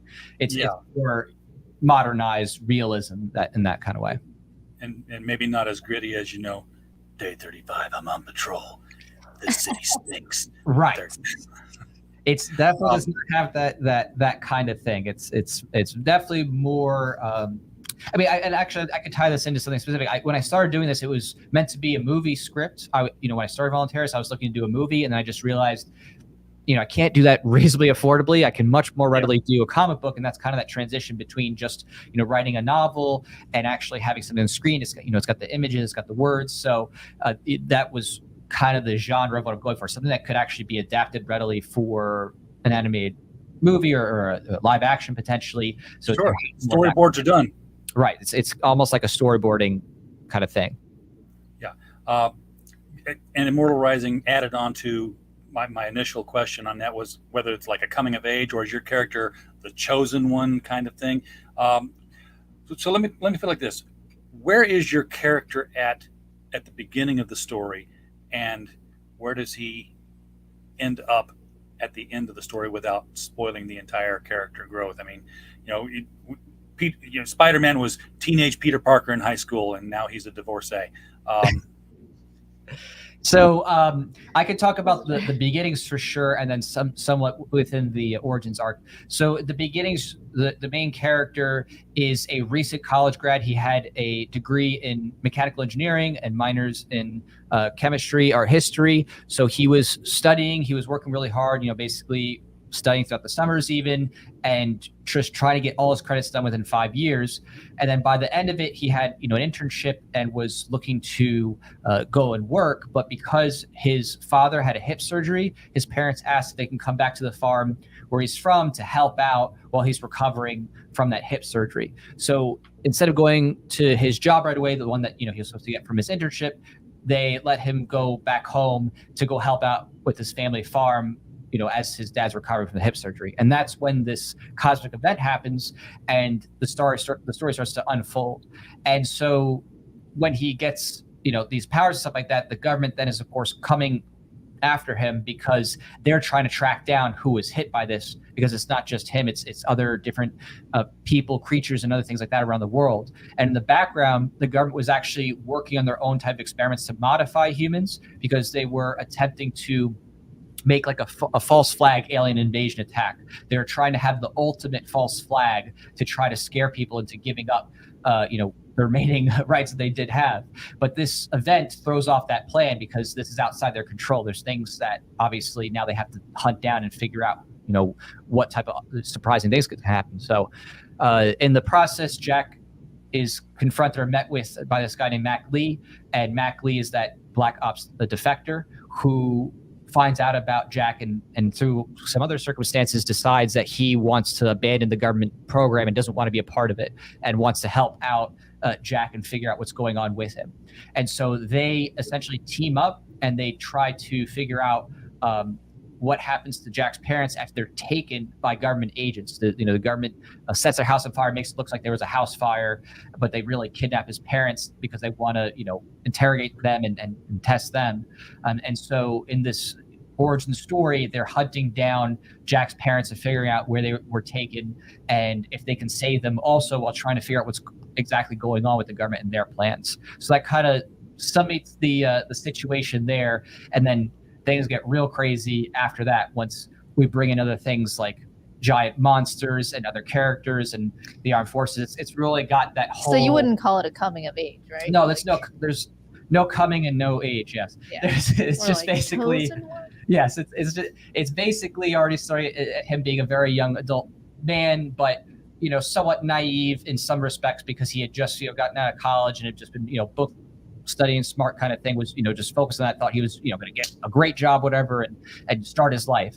But that of course all changes. So the story past that delves into all different types of situations, with different types of conflicts with both the government and then different types of monsters and then other governments and other stuff going on. So it's really an expandable, unlimited universe that while I do have written an idea for a kind of end in mind, it actually never ends because there's things that go on past that. So it really has a very dynamic, expandable universe. So it's more of a lifting of the veil off his eyes, so he could see the world that really existed around him. Exactly. So yeah, I'm getting there. Heroinberg. Heroinberg, by the way, runs a comic book called Heroinberg, which is about the city Heroinberg. Oh, cool. And it's a mixed media thing because the comic book is kind of like AC's Femme Force, where most of the heroes are female, and then he has hired actresses to cosplay these roles for his live action video chapters, which run online. So you go back and forth from the comic book to the web series, and you watch the fights. But yes, he is obviously an admirer of costumed heroines. Would like to see the photos of Fa as well. This is different. This is a little bit different than the one on the campaign, but yeah. So you guys, did you have that printed? I know that there's like the Z suits or something where you can send in the patterns and they print it onto the suit and then you just kind of pull it on. Yeah, so this is a Zentai suit. That was one of the custom ones I had made for the series. I have my own as well. So this was a past cosplay that we did. I think this was in the Origins 3. And for a number of years, we have been doing different cosplays, throughout time just for fun. So that was just just one of the... I mean, this is your 10th year, but I only joined on 5 years ago. So I joined on like halfway through, and from 5 years ago is when I started doing a cosplay each year for your campaigns. So there's just 5 to date. This will be the 6th one. So we've done a lot of different fun things and different goofy stuff. Obviously, she rocks out the suit pretty seriously. Well, I'm supposed to be Jack, it's like a gender bender. Voluntarist character there. There's us, and this is the end of the music video we just did. So you can see we did a little Easter egg at the end of the music video we just did, where we transform at the end and like reveal our super suits. Yeah, this is our music video. It's called "I Did Not Consent," Jack and Fa. Yeah. But you can check that out. But I think the latest one is Libertarian. So. Right. So let's see here. This is just for my phone here. So this is the one she was working on just this past time. So this is the Libertarian cosplay. So we had done a few photos. Another gender bender. Yeah, another gender bender because So that's the photo that comes with this particular tier that I'm looking at now. the Right. $45 philosopher Exactly. cosplay. So we do a set of photos and stuff like that, and typically there's like one signed photo and I throw in a couple of others. It's just like a fun way for people to kind of envision what the universe can be, kind of thing, because it's like when you do the cosplay stuff, it like makes it a little bit more real as opposed to just being on paper. And so I just like seeing that come to life and give people an inspiration about what's possible, that kind of thing.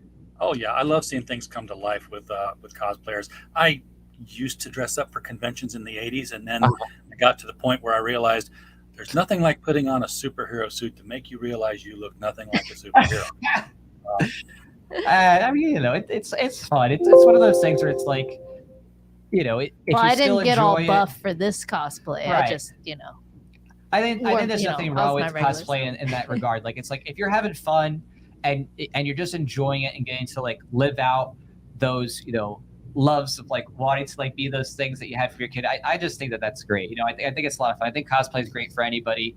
Some people might have a suit that doesn't exactly fit well, but regardless of that, it's something too tight, a little too tight someplace, right. But I think it's a fun thing. It's a great way for people to be creative too, because it's so cool to actually see people come up with the beautiful designs they have, and they fabricate things, like make stuff, with LED lights and things like that. And I've done a lot of different things with that. I was even actually an MC for a major anime convention way back in the day. So, I've had my fair share of being in the cosplay world, that's for sure, doing that kind of stuff. So, and, one of our favorite repeat guests is Miss Karen Nicole. She's made quite the business out of being a cosplayer and an entrepreneur and comics publisher and rock and roll star. And you name it, she's doing it. And she's got this crowdfunding science down to put a turnkey event. Wow, that's awesome. Tens of thousands of dollars. So yeah, I'm looking at the different tiers over here, and I guess I could bring it back. Oh, I don't know if I want to take the. Oh, wait a second. Now is that a 3D print? This is look at those cheeks. This is just a 3D model that was used. We actually had created. You stole Nightwing's ass, by the way. So we've done a number of things through the years. We've done action figures, 3D printed ones, posable ones. We actually had this from specifically doing a VR chat build. So we actually have VR chat characters, and it was also a way to build like into prototype for 3D modeling for potentially another action figure, even though I've had a few hand painted ones, 3D printed ones, and actual, manufactured in China ones. So we've been, working our way toward that end as well, just trying to develop the universe more, build more, stuff to it. And, there's some other characters too. This is a character that's kind of, harkens after Pho. So this is more of her, I guess you could say, a turd. Yeah. So it, with guns. Yes, that's right. You better believe it. Yeah, and that's something too. Actually, that's unique. I bring to the table. A lot of people who do comic book art, and if you ever done this, like working especially with international artists, they're not really familiar with guns. Like they don't know about gun safety, about how it works with the blowback and stuff like that. I've had to actually train many artists about how guns work and show them how to do it right and to keep their finger off the trigger if they're not intending to aim it at somebody. So it's actually one of those like things you don't think about as much, because it's like two different worlds. Like, okay, realism with gun usage, and then comic books. It's like, wait, if you want to make this as plausible as possible, you got to make sure that everything's being done properly as how someone would use it and how it actually function, so you don't end up like The Simpsons, right, where they have that famous picture where it's a revolver and he's like sticking a magazine in the revolver. Like, wait a minute, how'd that work? Right, yeah, so we're big, gun people too. So we love firearms and shooting and stuff like that. So that's, a tie into the comic book series too. Obviously, I don't do any of that SJW stuff. What they do, these days to try to be like, oh, why do you use a gun? Will you compensate for something or something like that? And it's kind of funny because that's not even new. I actually have here a little clip here from Superman. He actually has said that himself many years ago. He said, "You trying to overcompensate for something with that gun of yours, fella?" As he's talking to a guy with of course, and if you see there, right, the fingers on the trigger, one of the old common sense of gun use, right? So you could tell the politics of whoever designed this panel between Superman's, think about his penis, I guess, making that comparison, and not having proper control, by someone who's operating it. So it's something that, for me, I'm more aware of it. A lot of people they don't see it. They're so used to it. It just, goes past them and they just, sits in there. But for me, I'm like, whoa, Of course, like, wait a second. most Like, people that's not don't right. get to use guns, I would say, in the world now. I mean, it's really not in the rest of the world. But Yeah. right. like Mortal says, that's why the Japanese didn't invade. We had a gun behind every blade of grass. Yeah, the I mean, it's true. culture is kind of remaining in America in the world when it comes to like self-defense and freedom of self-defense via guns or whatever. So Yeah, Absolutely. and every 2 years, mass shooting season comes around, and everybody gets to talk about it again. You'll have one, and then you're like, just watch the news. There'll be 6 more. and that's something, we really try to stand for. I mean, trying to show that just having a gun in and of itself doesn't make you evil, and Right. and that guns have an explicit purpose. It was specifically tried. The idea behind the Second Amendment was those people wanted to make it so that government can never get so powerful as to disarm the people again. I mean, that was the goal back then, right? And keeping off the British king and the Parliament at the time. So, it's just, that's what we promote too, is trying to spread that love of owning yourself and the right to defend yourself as well, however you see fit, whether it's with guns. But we personally think guns are awesome. I mean, they've been evolved for so long and there's all different kinds. And if we could just free the market even more, you would just see, even more innovation. And Get stuff. sharks with laser beams finally. I want my laser pistol. Right. I want to holster it right behind my jetpack. Yes, exactly. It's like, we need to fly already. I'm done with roads. No. You have an invitation here from Heroinberg. Oh. He does have a character lined up for you if you ever want to play Cool Ex Machina, which is one of the many heroines of Heroinberg. So he knows how to find you on Nice. Twitter. He's already shared your information. Yeah, definitely send us information. We're definitely Cool. curious. Yeah, we love supporting Thanks so much. people in the comic gate zone because it's something that is close to us. I mean, because especially me, I've been watching this since before it was even a thing. Like having started this in 2012, I was very attuned to watching the growth of people exiting and going to Kickstarter and going to Indiegogo and saying, yeah, enough is enough. I'm done with your nonsense. I'm making my own thing. It's really exploded right, in even terms as of the variety of exactly. indie comics. It's Absolutely. amazing. And I like supporting people too who are doing good work in that regard too. So if you have a cool project, tweet it at us. We'd love to check that type of stuff out too, because we, care about seeing the alternative being built. A big part of this is letting people know that there is an exit. You don't have to keep funding people who genuinely hate your existence. It's okay to say no when they keep destroying your character time after time again. And you're like, okay, why are they doing this? Like at some point, it's okay to say, you know what? I think it's time for something different, So we're also against copyright, and like, what that's if interesting you one. could actually compete against and like make your own like Superman or Batman that's actually like more related to his original character and the original writer's ideas with that character? That would be cool to actually be able to compete story wise and be like take back Superman, so to speak. But you can't, because Marvel has that monopoly and they will send the government against you for copyright. I was going to say he's public domain at some point in some way, shape, or form, real soon. Right. Unless the tyrannical mouse. Right. And a lot of people don't know Right. that history too. I mean, it's kind of wild, but Disney. Disney has been one of the biggest lobbyists for pushing and continue to push back Yeah, the and extend the intellectual copyright periods property. because like, no, we gotta Yeah. we gotta keep staying in control of the mouse, and people just don't realize that what they they've want that done has- monopoly on propaganda. Like, let's Right. face it, right? right. Disney, clearly those in control now, they're very different ideologically from the original founders of Disney. this might be the year they finally lose it too, I guess, because they've angered a lot of people in politics by deciding to take part in politics. Like, hey, we don't like the competition, go turn rides on and make movies and give us money for what you want, and then let us do the thing you want. Don't get physically involved and use the megaphone yourself. That's not what you're there for.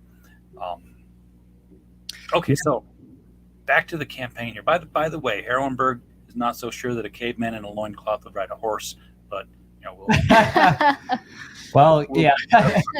You never know in this alternate universe. It's an alternate universe, Harrenberg. Come on. Yeah, this is like a one-page little teaser. Like this was just like a little one-page teaser short for the overall series. It's it's something that just a little bit of a promo thing, but I could read through if you want, just to like have a sense of it for the audience. So it says, in present times, humanity has come to a crossroad. A leap in progress due to the partial respect of body and property has led to a great wealth of nations.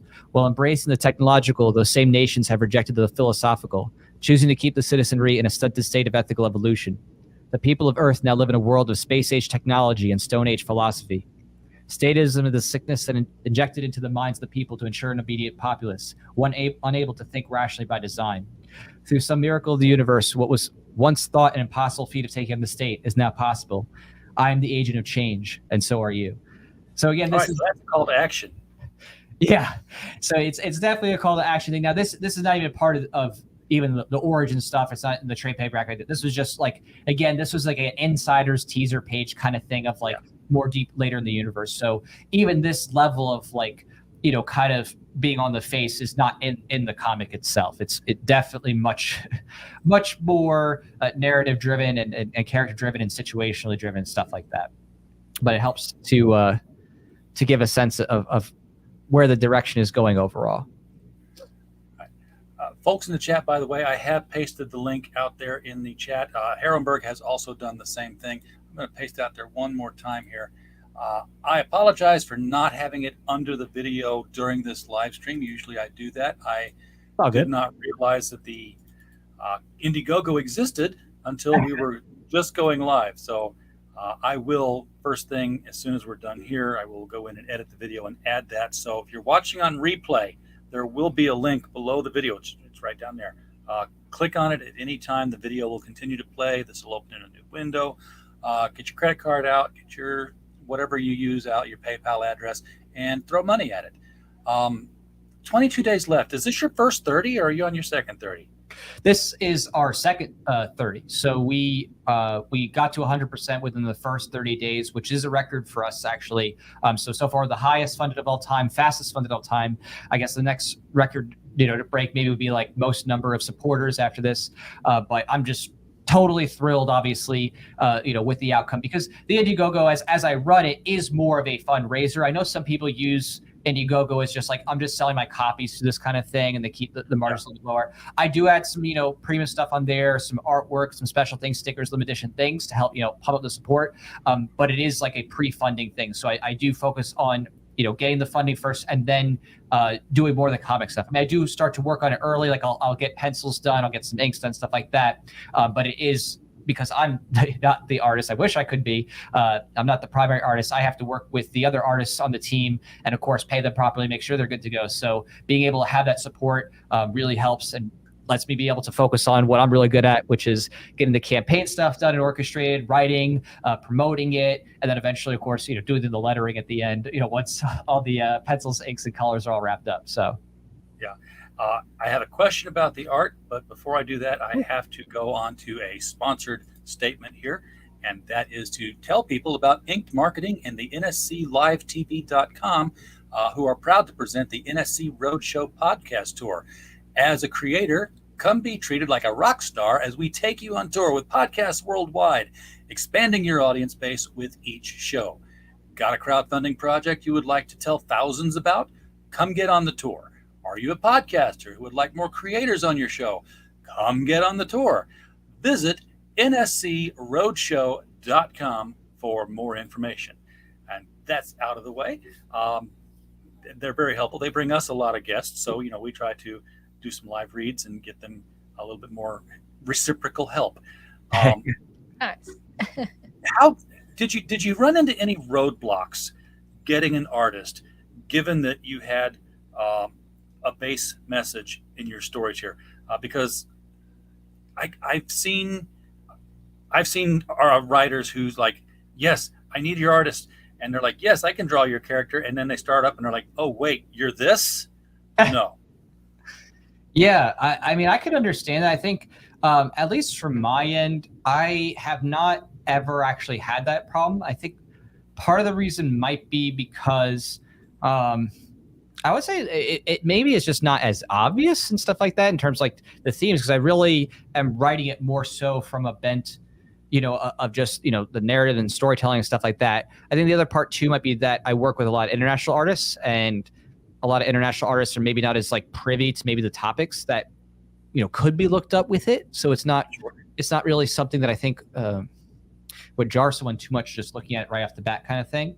And then, I have worked with some people in the past who are like more aligned, but yeah, I mean, generally speaking, I have just had artists who were able to work with me, and as far as I've seen, no problems at all. And I've worked with maybe 50 different artists on different things, because I've, obviously had many different elements to the comic book stuff, but I've done other art pieces and different stickers and shirts and other types of merch. So I've worked with tons of different people and have fortunately never had that happen to me. It might just be how I hunt down the artist and what I look for, qualities, attributes and stuff, might be location, but that's just, my story. Okay. You showed earlier some scenes of large group shots of superpowered characters. This is a world then where the superpower exists in characters. He's not the first. He's not the like, oh my God, what's happening? And this has never happened before. We've got somebody flying. Well, actually, yes, he is. Okay, so he's groundbreaking. So yeah, so the thing with that is that the government's plans and stuff like that and things they were working on, a part of the reason why it was so frustrating is because when this event happens, it doesn't just trigger a change for him. It triggers a change for some other people who managed to survive the initial impact kind of thing, and it also does some things to other organisms. So it ends up creating some giant monsters, you could say. And I'm a big kaiju fan. I love Godzilla. Yeah. I'm a Godzilla collector. That's what I'm happy kind of thing. So have to integrate that, of course. So, yeah, we want to go to Illinois now. Like that first ad you had, it was like that store. Oh yeah. We got Godzillas. Like, we got Godzillas. They had a giant Godzilla too. I'm coming. Dave has the largest inventory of Godzillas. Pretty much in the country. Crazy. I mean, it was like official at one point. So, wow. You can measure Godzilla sizes, and compare G sizes. But, yes. Yes. If you want, you can just sit down there and he'll throw Godzilla up on the big screen. Any one of them. People come in and just sit down, drink coffee, watch a big movie on the screen. That's awesome. Wow.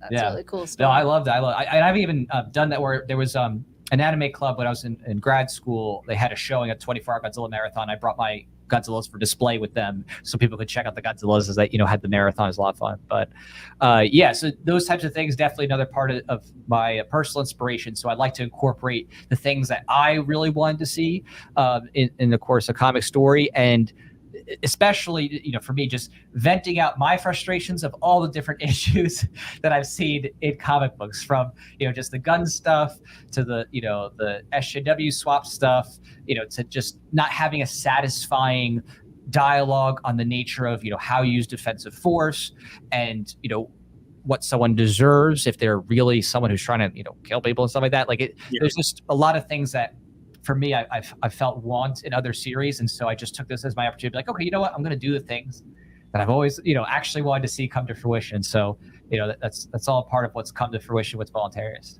So do we meet these new characters as superheroes in this first 6 arc, or are they to come? Is the Justice League of Voluntarism to come yet?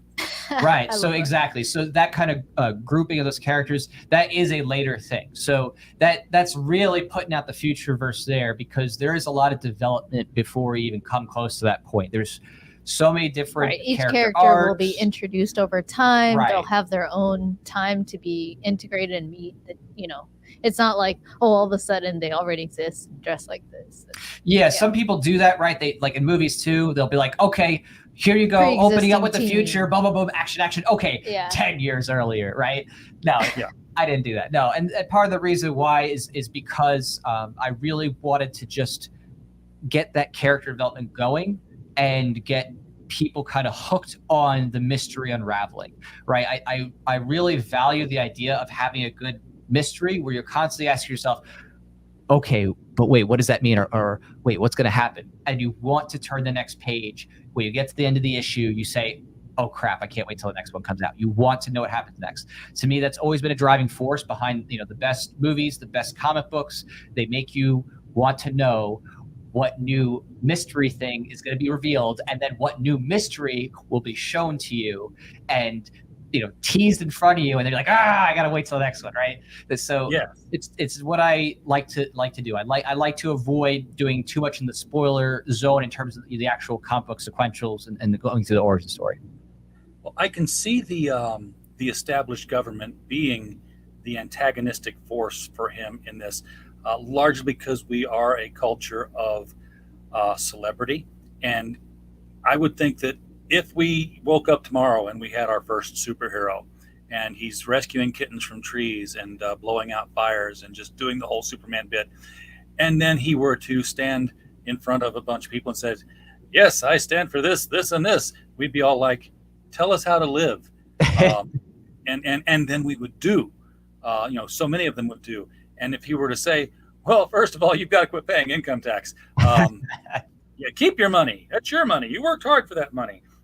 There would suddenly be a large information campaign or disinformation campaign put out. Says, who is this guy? Do we really trust this guy? Where'd he come from? What if he's a red?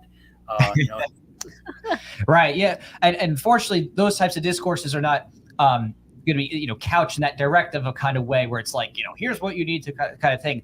It's more so it's developed in response to things. So in other words, it's the antagonists and stuff like that and their propaganda and the media and in what they try to say to demonize those people who are just trying to live free, that drives the actual response. So definitely I keep it away from that preachy kind of like traditional 60s Batman. Here's what you gotta think about kind of thing, and more so right, yeah, exactly, the character development kind of focus that way, and getting it out through the dialogue, getting it out through the action, getting it out through the personalities clashing kind of thing. All right, is there?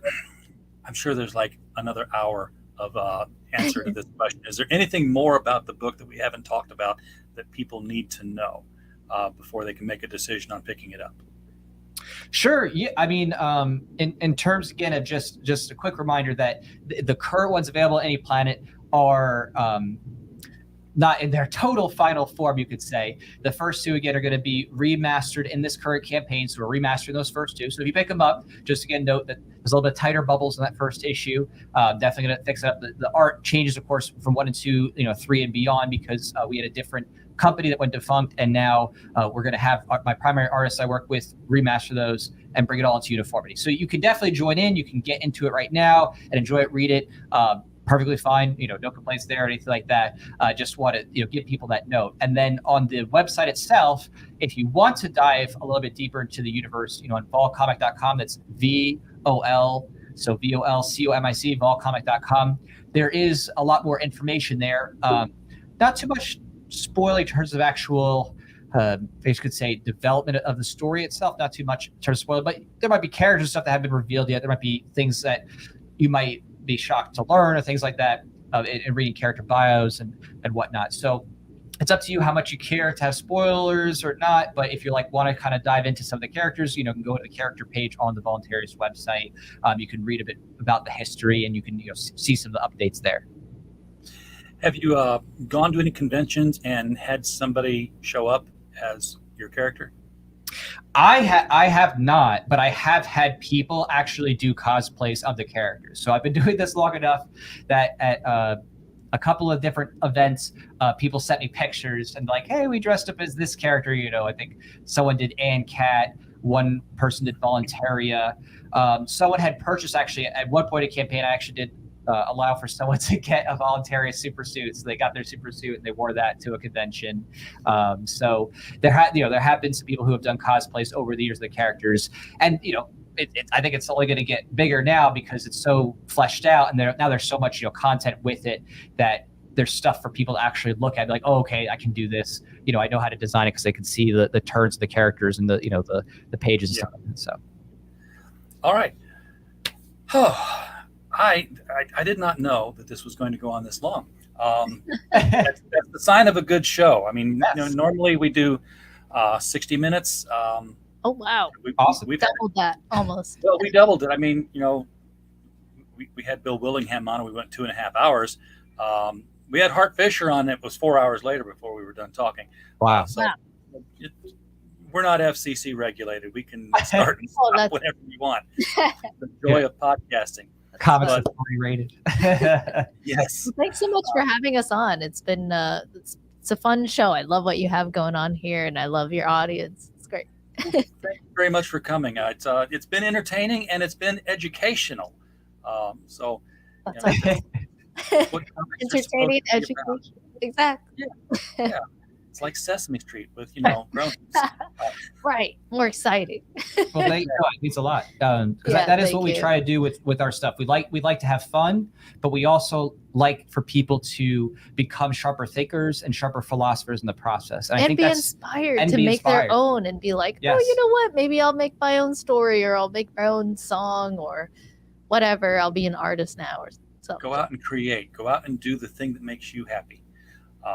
On that note, I actually am planning on. I'm deciding how I'm going to do this, but I did write like a Indiegogo Kablam how-to seminar, like basically a nuts and bolts kind of how-to of how to run a successful campaign in Indiegogo, how to improve what you do, how to fulfill things, and how to get your stuff printed on Kablam. I might have to, if I end up doing like a public kind of long-form record video of that and share that, I might have to come back on and talk with you about that, because it seems like that's something that is up your alley, especially with trying to do fundraisers and trying to up that support and get out there and things like that. So Yeah, I can give you the very short answer on how to improve your fulfillment. Call Critical Blast Logistics and let us do that for you, because that's what we do. That is our that's our moneymaker, apparently. Nice. I talk with you guys every single night, creators and crowdfunders, and when I talk with folks in the UK and in Australia, it was always great book, costs more to ship than it does to get the book. Why don't you just do this? And they're like, well, why don't you be that person? I'm like, okay. So we started out bulk shipping. Second client was like calling from Virginia, and I'm like, dude, I'm going to cost you money. I'm not saving you money. He's like, you don't understand. I don't want to do it. Audience I had not considered. So we've taken on 15 to 20 clients by now that we've fulfilled successfully for. I'm an IT guy by trade, 35 years in the business. So I Nice. take a different approach to fulfillment.